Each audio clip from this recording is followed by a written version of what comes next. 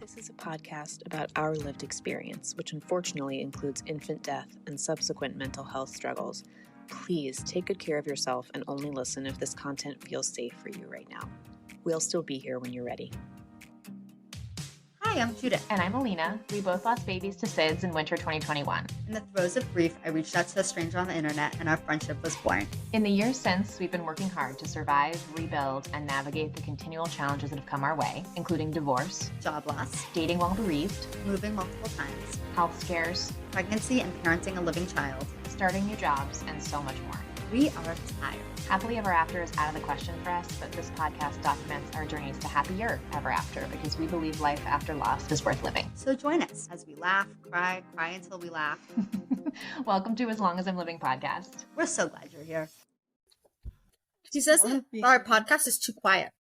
And so when she's listening in the car, it's too quiet. Yeah, I've heard that feedback from other people too, but I don't think there's anything I can do because what I do is I normalize it so that it's this whole volume, the same volume the whole time. That's like what I focus on is making it so it's like regular.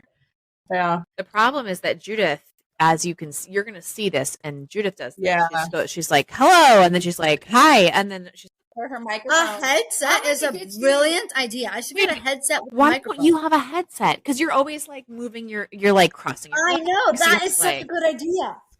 For the win. That's a great idea. You should get a headset. Buy That way it'll be and we'll charge it to our account. Yeah. okay. It has to be right here. Right there. That's what you Right need. there. And I want you to get one that you can use around the house, like when you want to just turn it on and like talk to people, in the neighborhood or whatever, like where it projects your voice. Great idea. Okay, well, everybody, our As Long as I'm Living community, please welcome Judith's post-loss friend, neighborhood friend, and more, Mel, to the podcast. Mel is a avid listener of the podcast, even though she herself does not have a dead baby. She doesn't have a baby. She doesn't have a baby at all. But she is a loyal friend of Judith's and a loyal podcast listener, and we are honored to have her on the pod today. Somebody, we asked for what should we talk about in the podcast upcoming, and actually a couple of people said like making friends after loss and all of this, because you do feel kind of a social pariah after you lose a baby. And I haven't really made new friends since the loss. I had to get a new husband since the loss. When's the last time you made a new friend, period, pre-loss or post-loss? You, Judith. You're the only new friend I've ever had. That doesn't count. I'm saying before. When was the last time you went to college? The last time you made a new friend was in college? Yeah, pretty much. That wasn't I've definitely had friendly relationships with coworkers and friendly relationships with significant others, friends, and all that. But I would say college, yeah.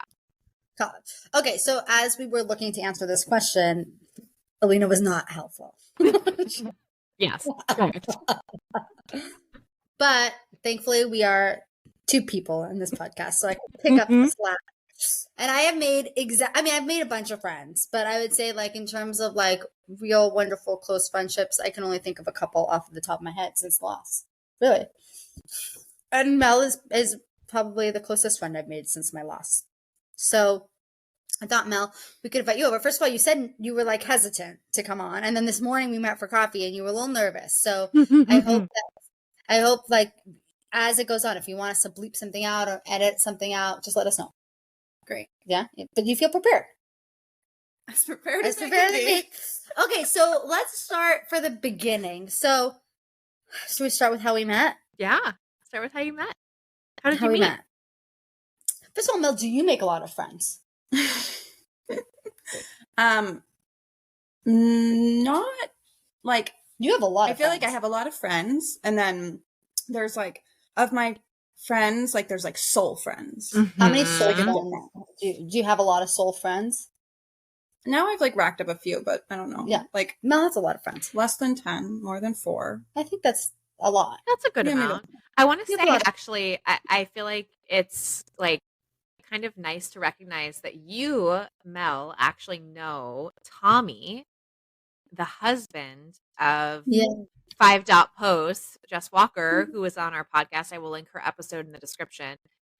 So in a weird coincidence of the internet, we ran into Jess Walker of 5 Dot Post, who is a young widow. Her lovely husband, Tommy, died very early. And you actually know Tommy, right? Yeah. And which is like such a bizarre The grief coincidence. world is small. It is. Yeah. It is small. It is Yeah. small. It's really small.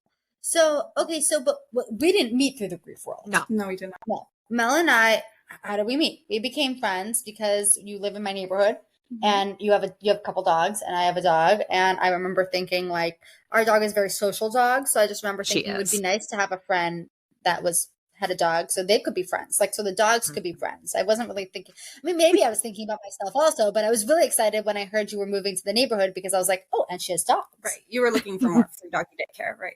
No, I just happened to be at house. But yeah, I was really excited about the fact that you had 2 dogs. I don't know a ton of people that have dogs.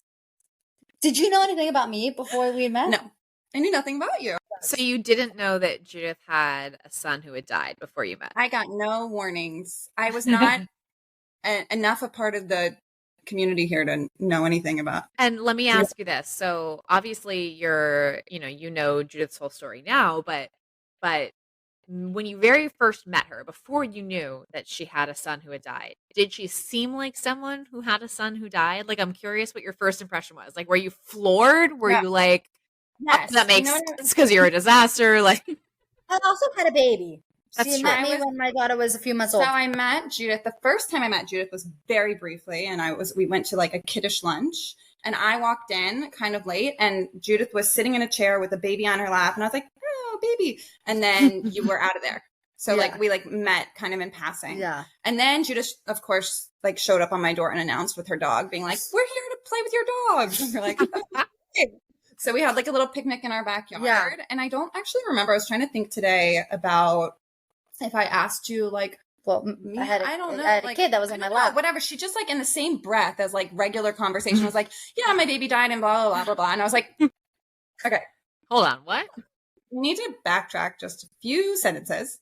Wait, I just want to say that that's something that we talk a lot about on the podcast is how you share with people that you have a baby. And I say it very casually. I say it so casually. Yes. I feel like sometimes I catch people off guard because I will just, exactly like you said, I'll just say it as if it's so run of the mill. Yes. Like as if I say today's Monday, tomorrow's Tuesday, and Thursday I lost a baby, Friday Yes. we went to the market. Absolutely. Yeah. Friday we went to the market. So I was like, pause. And then I was more shocked that Judith, it had only been A It year. hadn't even been like 2 years. No, yet. it was like a year and a bit. year. I was Year like, and a half. oh my Lord. Like, You're like, that was soon. this just Yeah. happened like yesterday. Like, Mhm. and it's just getting thrown out like whatever. So then in another context, when I met Judith again, shortly after, no, I think I met you before I found out that Aiden died. Yeah. I saw you on the street and Rosie ran off down the street. Rosie and is Judith's dog. Rosie, Judith's dog, ran down the street and Judith's like, squirrel, no, come back, Rosie. And then she like tosses me Mia. She's like, here, can you hold my baby? And she like throws Mia and she goes running down the street. And then later when I put together, I'm like, this mom, she's chill. Like she doesn't even really know me. And she just tossed me her child. And then later when I heard that Aiden died, I was like, wait, this behavior like doesn't check. So all things considered, Judith does not seem at first blush like someone who has a dead like child and traumatized life. No, she's very But now that you know Judith a little bit better, I'm guessing it does make sense. So when I first told you, I actually look to other people to see how they respond to judge whether or not I think I could be friends with them, because this is a huge piece of my life. It feels almost like saying if you were dating someone in a relationship, like when do you bring up the fact that you have children, like alive children? Yeah. You're kind of looking to gauge their response also, because if they feel uncomfortable with loss, then it's not a good friendship for me. Yeah. If they like lean into it, then I know, okay, I'm safe here. This person can see the entire me and I feel comfortable being myself and bringing myself and my family, to this friendship. And so when I told her that I have a dead child, I don't know I don't remember. I mean, I remember where we were, but I don't like specifically remember the details. But I do remember she asked questions. Mm-hmm. And she said, wait, like what? Like, tell me more about that. And to me, that's like a perfect example of someone like leaning in. Yeah. And I think people assume the opposite, that we don't want to talk about it. They assume that like, you know, if I brush past it, that I'm uncomfortable, when the reality is the opposite. Mm-hmm. I do want to talk about it, and I'm looking to see if you're comfortable. I'm very comfortable. I'm okay brushing past it if you aren't feeling like you're up for talking about it. Like, I recognize how difficult it is. Obviously, I live it every minute of the day. I know how hard it is. But when someone is willing to sit with you in it and just ask, even honest to God, like even just a single question, like how old were they, or what was their name, or oh, that's so hard. Like, you know, I lost my niece to XYZ. Like even just one little leaning in really means a lot. It really does. And Mel had shared with me that she did have some experience with loss within her family, not like a child or a parent, but she had some loss. And I remember when she told me that, I could tell that, and even if she hadn't, I just think I could tell right away that she was someone who like was very intuitive, who really cared and was like willing to talk about the difficult stuff. Yeah. And I think for me, that's what I needed to feel safe in this friendship right now. I think in my entire life while making friends, I needed real friendships. I don't like, you know, like superficial relationships in general. But when after this loss, even more so, like I don't have the capacity to small talk in the way. Yeah. I don't have the capacity to talk about surface level things. So even if she hadn't experienced loss, the fact that she was willing to, and just her nature is to like dive deep and piece apart her feelings and think about, you know, even within the course of her own life, the mundanity of her own life, like that's something that really resonated with me. So I think like once we had that that conversation that we had in your backyard, that was like the first time we really hung out. And I remember after that, I remember thinking like, oh, I could actually be friends with her. So one thing that I was afraid of, that was the end of the summer. So I don't know, maybe that was like September. August, it was like one of the last few days outside where it was warm. But one thing that I was really aware of is that Aiden's birthday was coming up. And I remember thinking to myself, like, okay, well, Mel has seen me like fun, you know, normal, baseline. But what's going to happen when things get bad? Yeah. Like, how is she going to react to the fact that I disappear for weeks at a time, or I had this loss? So as we were like leading up to this, and I just want to add for context that Mel and I are neighbors, that she lives like down the block. So we do see each other very often, and she literally lives down the block. So I just want to add that for context. So after we spoke about Aiden that initial time, like, do you remember anything about, were you nervous about the fact that his birthday was coming up? Like, did you notice that I was gone? Did you think like, am I supposed to support her through this? We're kind of new friends. Like, what were you thinking? Yeah, it's a good question. Our friendship moved very quickly. Like, literally, you disappearing is Judith being gone for like 3 hours because you were at my doorstep like every day. I think my husband was like starting to get concerned, and my mom and your mom, that like we were leaving our significant others for each other. So I also say that my life was very hard. Yeah. Very hard at this time. And Mel's house was an escape for me in like so many ways. Like I would go there and like, guys, I was dealing with, my husband was having a really hard time. My child was so, you know, a baby needy. I was exhausted. Like I would go to Mel's house and it was like paradise. Okay. Let me tell you what would happen. Walk through the door. There'd be music playing. She's painting. Okay. Her husband's cooking dinner. He goes, Judith, can I get you a seltzer? I'm telling you, this happens every single time. Yes, I love a seltzer. Judith is imagining can I get you a seltzer? It's more like beeline to the fridge. I want a seltzer. But he does offer. And then he'll be like, would you like to stay for dinner? I'm telling you, every time. He's like, and then we sit down for dinner, even though I've already eaten dinner, as the three of us.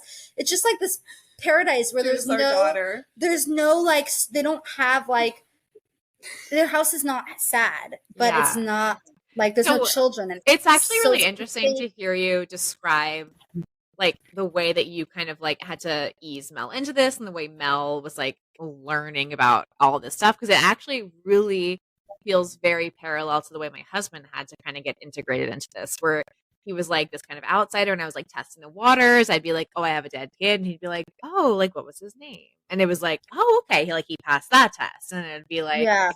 I'm having a really hard day. And then instead of him being like, okay, see you next week, he'd be like, oh, like, can I bring you anything? Like, it was like and it wasn't like intended to be a test, but it is true that some people can handle this. Some people can be in this world and some people cannot be in this world. And it sounds like, certainly my husband has proven himself to be able to be in this world. And it sounds like, Mel, over the time, you have proven yourself to be able to be in this world. But like, what is the personality that is someone who is able to be in this world? Like, choose to be in this world? Well, I don't know. I feel like choice. I'm honored to feel like to be like, oh, you're in this world now, but I don't feel like that's like I don't feel like that's like a solid. I think being new friends, like, because we became friends so fast, there is or was, because a lot of my like deep friendships I've had for years, like since childhood. Mm-hmm. So there's like a lot of trust that comes from just knowing each other for a really long time. So there's like a hesitancy of like, will this person be understanding that I'm a human in this, that I might show up and mess up, where you want to be the person who can hold space or do whatever, but you might find out in the next moment I'm not. Like, there's still... Do you think about that? Like, do you think like, am I messing up? Were you worried that you messed up? Like, not in my own life, like that insecurity exists or has existed in friendships in the past, because I feel like I'm like a recovering people pleaser and perfectionist. So like how I showed up in friendships and how I show up in friendships now is very different than how I showed up in friendships like maybe even 2 years ago, 3 years ago, so that's interesting. Yeah, I had a lot of like really tough conversations with a lot of friends during COVID that for me kind of tested like, will you still be there for me if I tell you these thoughts I'm having that maybe aren't so favorable, or like that these hidden parts of me, you're going to reject me. You only like me for the parts of myself that like appease what you need, like fear in that respect. So because I guess like functioning that way from my childhood, like then I wouldn't know if you're gonna, I don't know, like if we have that trust where you're gonna be like, I love Mel because she's Mel, not because she's trying to be a perfect support friend Mel, or like that you will see me through. Like I can mess up and we can repair and recover. Like I think that one of the things that I routinely see people talk about in the loss community is this feeling of, people in my life didn't even try. Like they said nothing instead of saying something wrong.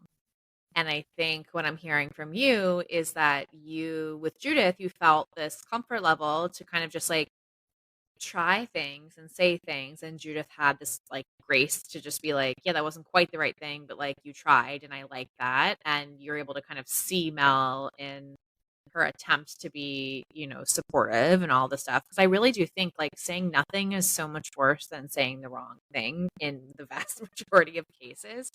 Like really and truly. Now, not every case. There are some things you could say that are so bad, like so egregiously bad. Is that how you feel about it? That you felt like you were safe to make a mistake?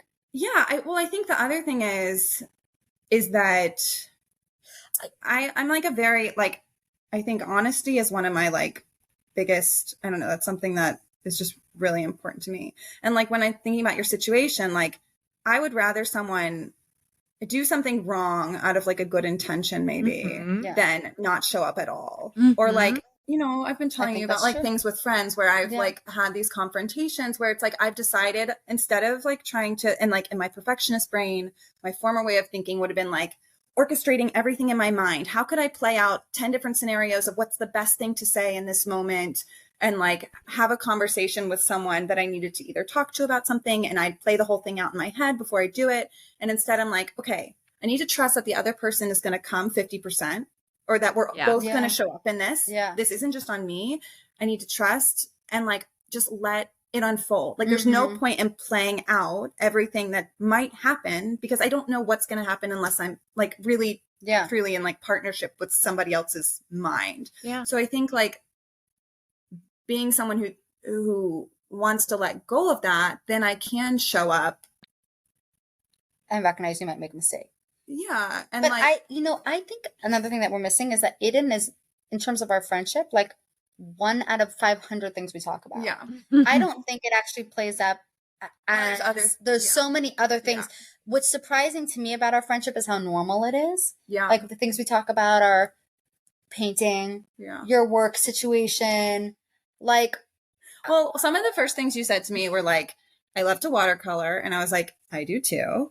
She was like, I love Goodwill. And I was like, love a good thrift store. Like, there were already like, there are other things that make us friend. And I think the fact this is what I'll say. You were not this person who was going to support me through this grieving time, like by grieving with me. Mm-hmm. You're a friend and you're meeting me where I am now. Where I am now is someone who can have a million interests. And one piece of them is this loss. Yeah. So you know me for a million things that we're friends about. And I come with this loss. Yeah. It's not that the friendship is based on the loss. Yeah. I think it would be bizarre. And I would be like red flagging if like someone came in and suddenly was able, like it was a new friend able to support you in the depths of a loss. Yes. Like I'd be like, why is that person like so in your business or like trying to be like that? And then I would feel like they are getting satisfaction from feeling needed. Yeah. Versus like, we're just friends and I happen to be someone who has a loss. And I think also like what I love about my closest friends is that we can talk about real things. And so like it's just one of many real things going on. One of many things. Yeah. And Mel, you have real things going on in your life and they're not dead babies, but there's stuff going on, you know, and you talk about it. Yeah. I don't think I would have been able to make a friend like Mel 6 months before I met her. I don't think I was in the place where my mind was thinking about anything except the loss. And it's like we kind of met at a time where my life is beyond just the loss right now. I have work problems. I have whatever problems. My clothes. Judith, I think that's like kind of an interesting, because like I think the two most close friends, maybe not the most close, but two of the closest friends you've made since Aiden died are me and Mel. And we're very different categories of friend, right? Like I'm someone who is your dead son's best friend's dead mom. Like, you know, right? Like we're like our friendship is very based in the fact that we both lost children. And then Mel is someone who's honestly like a very normal friendship. You guys live in the same neighborhood. And it's like very different. So talk to me about Judith, you making this friendship, which is so different from your and my friendship, but around the same time, you kind of made the friendship at the same time. Like, tell me about what that is like. I think there's a piece of you because after the loss, you're a whole new person. Yeah. And I think it's really scary to make a friend or present yourself as a person to be friends with when you don't even know yourself. Yeah. This is like, honestly, every time you're saying this, I'm thinking about myself dating too, because this is how I felt when I was dating. It's like it's like I'm a new person and I don't know how this new Judith reacts when their friend is having a hard day. I don't know how this new Judith reacts getting coffee on Sunday morning. I don't know how this new Judith reacts when she has free time or when she gets drunk on, and makes pasta one night. I don't know this new person. And so I think part of it is seeing that Mel wanted to be friends with this new person was really healing. You and Mel were getting to know new Judith at the same time. You guys were both getting 100%, to know her. I believe that's exactly what it was. And I think the fact that she wanted to be my friend felt so good and so safe because I didn't think anyone would want to be my friend after this loss because whether it being like I'm self-absorbed in my own world of loss or because I'm so sad. I think a lot of us wonder like, is anyone going to be friends with someone who's so sad? Or I just have this huge like chip on my shoulder, this huge like baggage that I carry. Like who's going to want to take that on? I think there's a lot of us who feel really self-conscious about that when making new friends. And also we're like, have like special needs and sensitivities. I feel like it's a lot to ask of someone to be mindful of and aware of and sensitive to. And so it feels like I'm a friend that comes with baggage. Yeah. Even though I don't think Mel would say that. I don't think she would say that I come with baggage, but it was really healing to watch somebody want to be friends with that person too. Yeah. When I experienced like a significant loss in my life, like I was very like quiet about it and like very like felt, I don't know, like shameful of taking up space or guilty for taking up space. And I thought it was so fascinating that you felt so comfortable sharing what you consider baggage. Like it was such a unique way of grieving to me. And it does so much for Aiden and Quinn's legacy because when I think of you, I think of both of your children. Yeah, you said that to me once. You said to me, I feel like I know Aiden through you. Yeah. More through, because I think we were talking at some point about like, I feel so bad I didn't make a foundation, or I didn't start a nonprofit, and I was so worried that his like memory wasn't going to live on. And you said something to me. She's like, I feel like I know him through you. And I feel like I know him and I love him and I care about him just like I know and love your other child. And like, I was shocked when you said that. It was really shocking. Because I feel like people like, so when I was younger, like my grandparents passed away in a car accident. And I remember like before that, I remember people's grandparents passing away, and that just like happened to everyone at a certain time because their grandparents got old. And I was really like awkward. Like I didn't say anything to the person like at school, whoever's grandparent passed away, because it was like, I don't want to talk about like the bad thing or whatever. And then I remember after my grandparents passed away, like this one girl came up to me and was like, I'm so sorry. And I was like, it was like so astounding. I was like, thank you. Like I couldn't believe looking back how I had like not acknowledged other people's. I was too afraid to, I don't know, say something wrong, do something wrong. Like how could I, and that really like changed everything. I really do feel it's important to grieve out loud. And I think what I hear you saying is like the fact that Alina and I are like capable and of doing it so loudly through the podcast. All the time. I talk about Aiden all the time to you or whoever. And I think you're right. It is unusual, but through us, they will know him.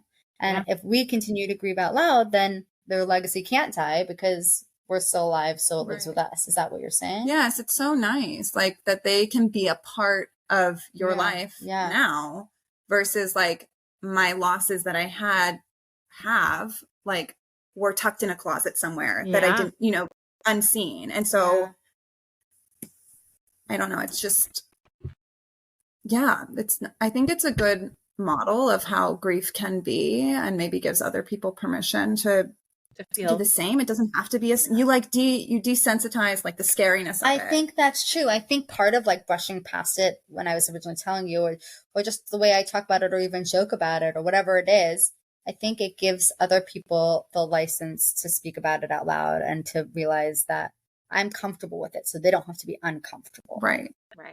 That's why it's so hard to make friendships after loss because so much of what's going on in my life is revolved around this one thing. And if you can't accept and love and be comfortable with that one thing, then what are we going to talk about? Yeah. But also like, it's not like, it hasn't been hard to be your friend. Like, aside from you showing up unannounced and eating all my cookies. Also, you're not, and I don't know from your end, like, it's not like you're calling me when you're on the floor. I don't know if you've been on the floor, but. That's what I'll say. Yeah, that's what I'm saying. That's not, I don't call you when I've been on the floor, but I do. I don't. You called me that one night and I missed your call. Oh yeah, I did call her one night. She missed my call. Useless. This one, useless.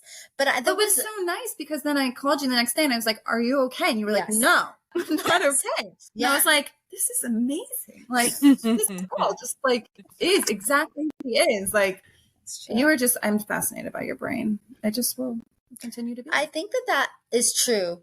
I don't like I said. Alina is my grieving friend, and Mel and I talk about other things. I think that's true that I don't call you when I'm grieving. But when it was Aiden's birthday, one thing that you did that really meant a lot to me is, first of all, you brought me a meal. Always bring your friends a meal. You asked me, you said, what can I do to support you? And I said, bring me dinner.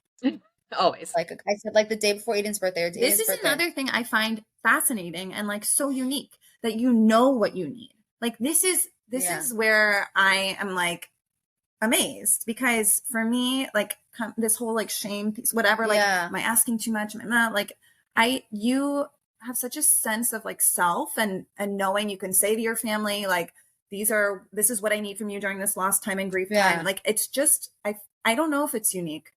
Pod Squad mail in, let us know if this is normal for people. I think that when you go through loss, I do think at some point you realize that you're going to suffer immensely or you're going to learn to stick up for yourself and find out what you need. Yeah. Because people are going to know and they're going to do a bad job if they don't know. And so it's like, if you want it to be successful, you need to tell them exactly what you need and exactly what you want. So you got to figure it out yourself or else how are you going to do that? And Mel said, how can I support you? And I said, bring me dinner on this date at this time. And she did. And you also showed up with an artwork that you made with dolphins on it and the song that we played many times here. And she'd written it all out. And to me, that just meant so much. Like the fact that you would do that and that you listened enough to know that I think about him when I see dolphins, that you asked about what songs remind me about him, of him. It was like, it felt to me like you really cared about me and you really cared about him. And like, you were so attentive to even these small little details. And it just really meant a lot to me that you would do that, especially because it was only a few months after we had met, you know? Yeah. What was going through your mind when you did that? Did you say like, this person needs help and this is a nice thing to do? Like, I don't know. Wait, I have to backtrack and ask Alina. Alina, are you similar? Like where you figured out what you needed and you can tell everyone exactly what you need? Like, are you... There's this whole old saying, like, if you ask for milk at a hardware store, like, you're not going to get milk. And so I do feel like a lot of the time, like, I'm weighing what kind of store am I asking for? So, like, what can I actually ask this particular person for? But yes, I do feel like over this time, I figured out, like, these are the kinds of things that actually help. Like, come over and unload my dishwasher. Come over and fold my laundry. Like, do XYZ specific things. Like you can't, I don't get a lot of, I don't feel very supported when people are sitting there watching me cry or watching me feel my feelings. Like I like to do that by myself, but that kind of like life support type thing where it's like dropping off meals, unloading the dishwasher, folding the laundry, like that stuff helps me keep my life on the rails in a way, like, and so that's the specific stuff that I tend to ask for. And I learned that the hard way over many, many months of just people saying, let us know what, you know, we can do, and me not knowing what they could do and suffering. So you kind of have to learn it the hard way. I think when you have such a big loss where the tail of the loss is so long, like you have a lot of opportunities to learn. Yeah. Unfortunately. True. Yeah. It didn't come naturally to ask for these specific types of help, but I figured it out over time. Were you good at that before? No. Oh my God, no. I wasn't good at that before. No.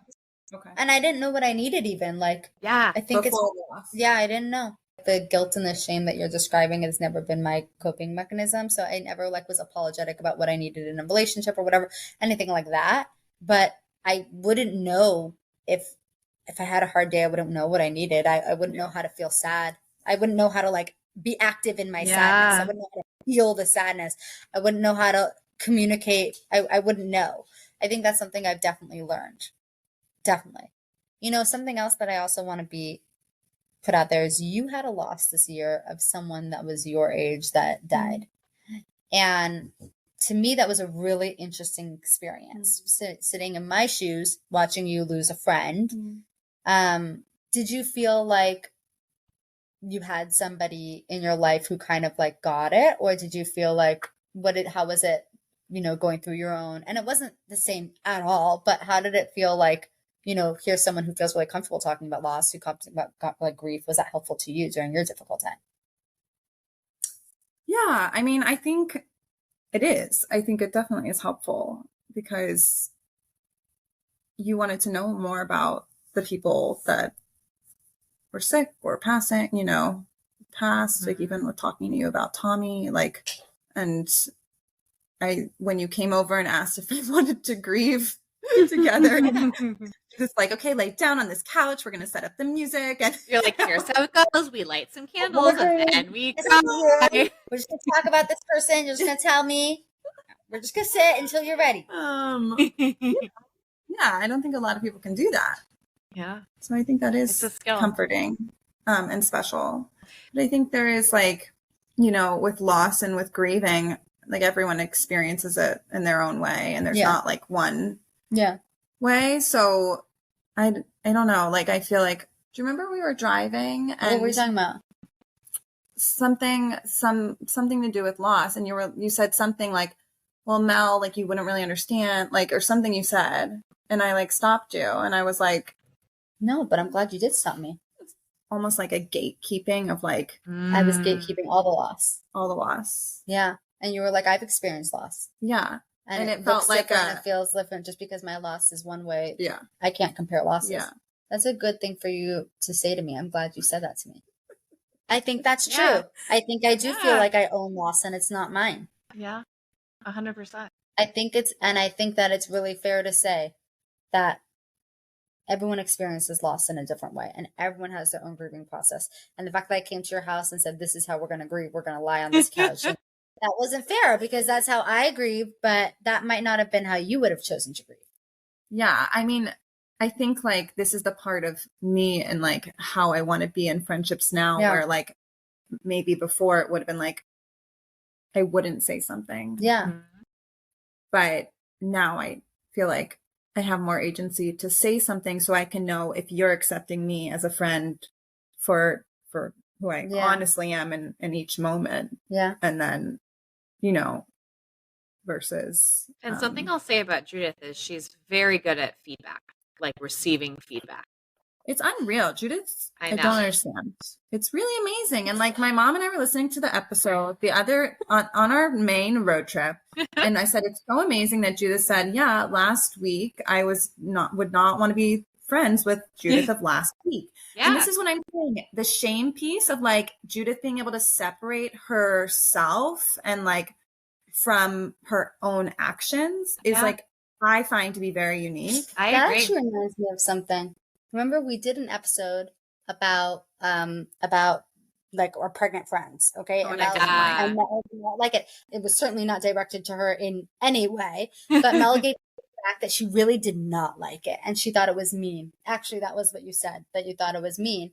And I went to Lena and I said like, like maybe we totally missed the mark on this. So let's talk just a little bit about that because you see the ugly thoughts too. This is great that we're hashing out our friendship like live. So it's called Happy for You, Sad for Me. And this is the episode where we talk about our reactions to friends' pregnancy announcements. And it's one that grievers can be assholes. Let's just say that. This one's for you. Non-grievers, grief supporters. If you are a pregnant friend of a grieving person, this is not an episode for you. I'm just going to say it right off the bat. It is not for you. Example. Okay, so Mel, here you heard an ugly thought. I think what I get nervous about is I don't want to get like looped on the hate train. Yeah. Where it's like where like a bashing. Yeah. A bashing. Like, a bashing. You felt it which was in bashing. that moment felt like a bashing. It felt like a bashing. But maybe I don't know why. Maybe I have to listen again. No, because you know what? You gave me that feedback and I listened again. And you were fine about it. There's a reason why we say if you're not a griever, don't listen. Because I think if you're not grieving, it does sound like I'll tell you what I think the fear of it is, like from a friend's perspective, is that if you don't trust that like the mind will continue to change, like through the grieving process or whatever, then it like sucks to be a friend. It sucks to be the friend that could be implicated in that. Yeah. And you don't want to be. You want to be on like the good team. Yeah. You want to be, and I think 100%. Listening to it was like, oh shit, like you can't do. The villain in all of this is the loss, right? Yeah. However, that's very hard to blame. There's no one to blame here. And so what winds up happening is you have all of this pain and suffering related to a very specific happy thing that's happening in your friend's life. And it's just like, it's really hard. It's impossible. And I think Judith, I don't know if you agree with me, but I think that's probably our most controversial episode. Would you agree with that? It is every single grieving person, bereaved parent who listens to that episode is like, this is so comforting. It feels so good to know I'm not alone. And then we also have a lot of people who are like, this one's like not nice. And we're like, yeah, we get it. It's not nice. Like we never said it was nice. The other piece about it that I think like scared me was that y'all have like a public platform. Yeah. I agree. Yeah. No, I agree. Like you guys know your own intentions around things and like your fluidity with whatever and that but like not knowing if other people like just hop on the bandwagon. Yes, 100%. And they're like, and it's all of a sudden like stakes and like down with whatever. Yes, no, like, I agree. People, I like agree. in your, respond to your stories that are like, yeah. I agree. And I feel uncomfortable with that. No, 100%. I agree. I agree with you. And I'm also scared about that. Yeah, me too. I'm also scared. Me too. You nailed it. Yeah, it's scary. Nothing, on the internet. And we do get some weirdos, honestly. And we get some mean, unkind statements. Honestly, we get the weirdos about the weirdest, most random things. Like, it's never about the things we expect are going to be controversial. We get the weirdest comments about the weirdest stuff. Like, it's very confusing, but whatever. I think in general, what I've learned from this conversation is that I have a really good friend. Yeah. And I'm really glad that I met her. And I don't think that my first friend after loss could have been just anyone. It had to be someone really special. So I want to ask Mel, this is a selfish question. You met me, right? Like, you knew, you were like, oh, Judith told you she had a podcast. Like, what did you think when she was like, oh, I have a podcast with 20,000 downloads and like it's a dead baby podcast of this like random person I met on Reddit? Like, what were you thinking? Yeah, amazed. I was amazed. I was amazed because, and I don't think I would have been this way if I had not done my own art journey and tried to do my own art on Instagram, this and that. But I was just amazed because for someone to even, I'm still amazed. Because you listen to the podcast. You listen. Well, I haven't listened to that many episodes. But you listen. But I've listened before. But I tried to make my own art Instagram. And when I am not in a cheery mood or I don't know how to post. I don't know how to share about my life. I feel guilty sharing. I feel ashamed to share. You see, I have problems. And so like I rarely post because so to commit to something like that, you guys committed in the state that you were in. I mean, it just blows my mind. And you continue to show up and do it, which is incredible. It takes so much. So people like, I think having experienced kind of trying to do that, I'm still trying to do it myself with my own stuff. Like it amazes me. Any venture anyone does, the effort that it takes to do anything in this life. It's a lot. It's like a person hits up at karaoke night. Like I am amazed. Anyway, okay, guys, that's my new friend Mel. I just wanted to say one thing that I typed on my phone because I was thinking about this. Please. Okay, this is what I said. What's hard about the friendship is that relationships are hard in general. And seeing relationships through during hard times is hard. That's true.